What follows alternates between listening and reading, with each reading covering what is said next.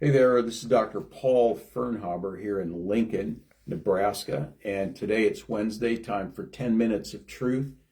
And I have another important and what I would consider an influential scientific article on the influence of routine exercise on pain and the immune system. This article is from the journal Neurobiology of Pain, March of 2023, and it's out of the University of Texas and the University of Iowa. The name of the article is called Influence of Routine Exercise on the Peripheral Immune System to Prevent and Alleviate Pain. Now, as most of you know, I'm an enormous proponent of regular exercise. I think it's really, really important for health. But if there is one article that would underlie and undergird the reason why I feel this way, this article would represent that. So I'm just going to quote some things from the article that I think are really important, and we'll talk about them. The first thing I want to say, the first point from the article is routine physical activity reduces the onset of pain, and exercise is a first-line treatment for individuals who develop chronic pain.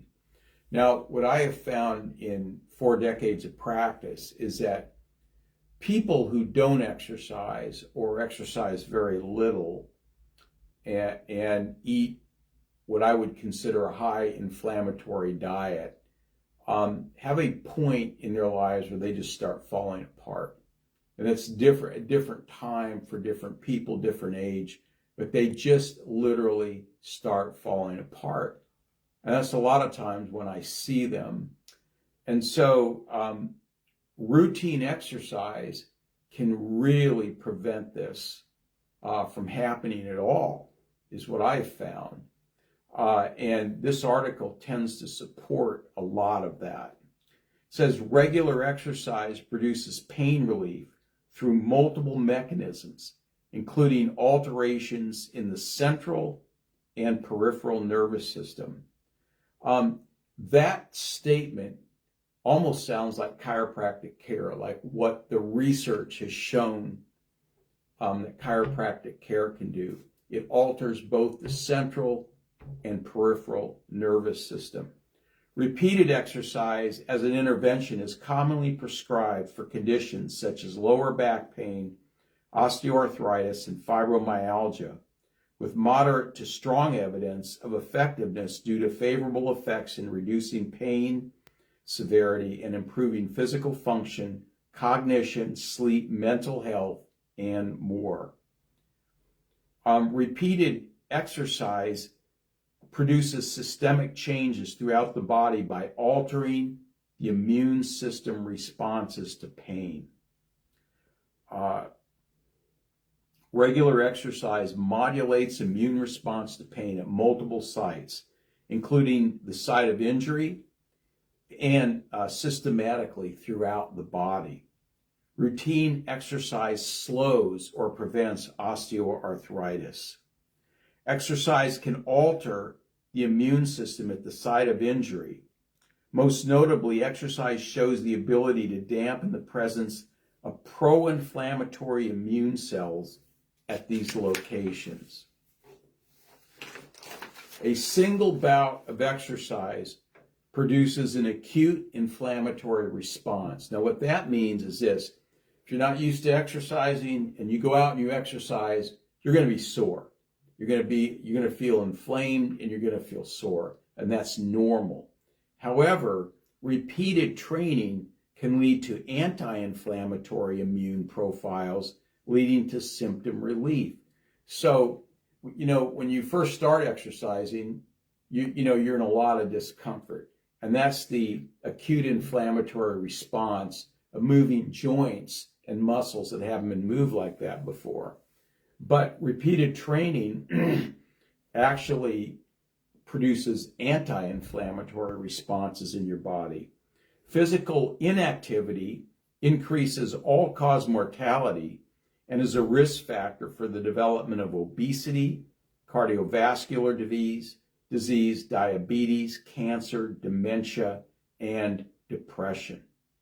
Physical inactivity is also a risk factor for the development of chronic pain conditions. Exercise has several systemic effects that reduce pain at the level of the brain, the spinal cord, and in the periphery. Again, that's a statement that parallels what we found with chiropractic care. In individuals, with chronic pain, there are increases of circulating pro-inflammatory cytokines. And cytokines are basically the biological, the chemicals that represent pain and inflammation in the body. So there is immune system involvement in fibromyalgia, osteoarthritis, rheumatoid arthritis, peripheral neuropathy, low back pain, and complex regional pain syndrome. And there's several of these that are considered autoimmune issues. So let's look at the issue that macrophages, or white blood cells, play in the immune system. Macrophages, or white cells, can have a pro-inflammatory effect or an anti-inflammatory effect. M1 macrophages have what we call a pro-inflammatory effect and secrete chemicals that create inflammation in the body.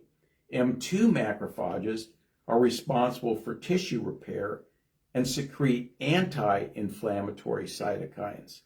So exercises decreases M1 macrophages and the cytokines. So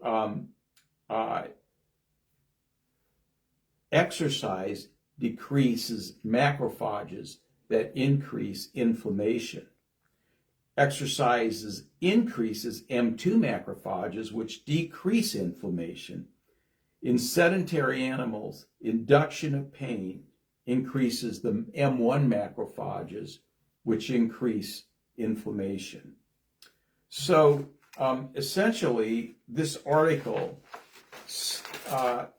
states that repeated bouts of physical exercise may enhance the immune response, reinforce antioxidative capacity, reduce oxidative stress, and increase the efficiency of energy generation, thus reducing anti-inflammatory state and reducing the incidence of inflammatory diseases. Low to moderate intensity exercise may lead to beneficial effects on immune function, which in theory should lead to improved pain and treatment outcomes. So regular exercise is incredibly good for your immune system, the amount of inflammation in your body, and for lots of autoimmune issues such as fibromyalgia and osteoarthritis and rheumatoid arthritis, which are inflammation based, which you can reduce through exercise. So again, I would encourage all of you out there, just based on the information of this article, to start exercising.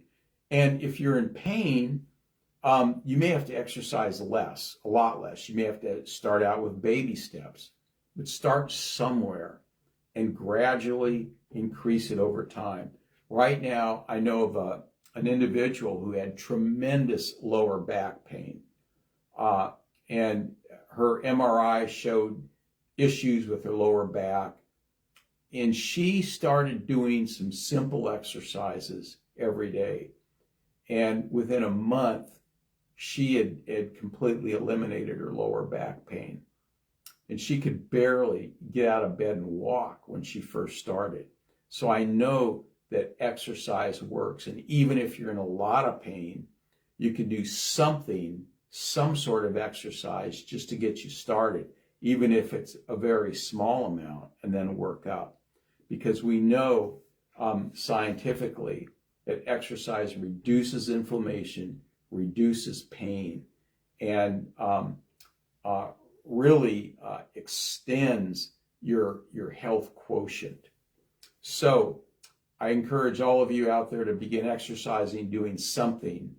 And until next week, where we do another edition of 10 Minutes of Truth, I really encourage all of you to get out and exercise. This is Dr. Paul Firnhaber at Lincoln Disc and Nutrition, Lincoln, Nebraska, and our number is 402-488-2220 if you want to get in touch with us. And I'll see you next week for another edition. See you then.